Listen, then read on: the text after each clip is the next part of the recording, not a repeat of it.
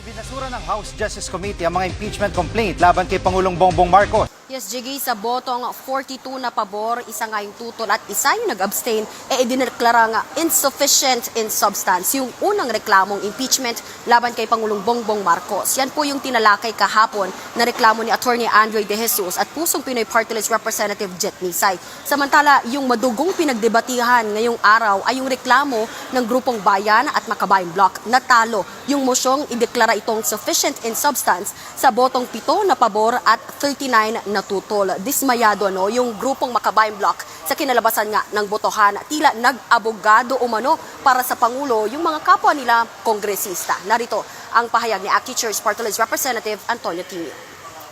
Nasa batayan na yan ay sufficient in substance ang complaint at dapat tumuloy sa susunod na yugto. Dito pa lamang pasasagutin ng Pangulo at dito pa lamang dapat pag-usapan kung sapat ba ang ebidensya at sapat ang batayan ng impeachment. No? So malinaw po, mukhang desidido talaga ang komite na patayin na sa yugtong ito pa lamang ang complaint.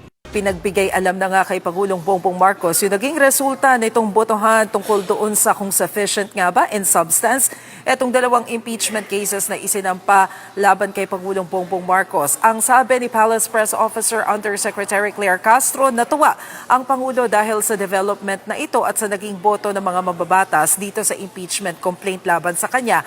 Mulat sa pool naman daw kasi ay tiwala ang Pangulo na walang merito, walang basihan para mapa-impeach siya mula sa Malacanang dahil una sa lahat, wala naman daw siyang nilalabag na anumang batas at wala raw siyang ginagawang masama para maging basihan para mapatalsik siya mula sa pwesto. Bagamat sinabi nga ng ilang kongresista na hindi pa maituturing na talagang naibasura ng tuluyan itong impeachment complaint laban sa Pangulo, sinabi ni Yuse Castro na tingin nila ay panahon na para mag-move forward dahil ang gusto daw ng Pangulo ngayon pagtuunan na ng pansin yung issue ng ekonomiya sa Pilipinas. Pakinggan natin ang sinabi ni Undersecretary Claire Castro.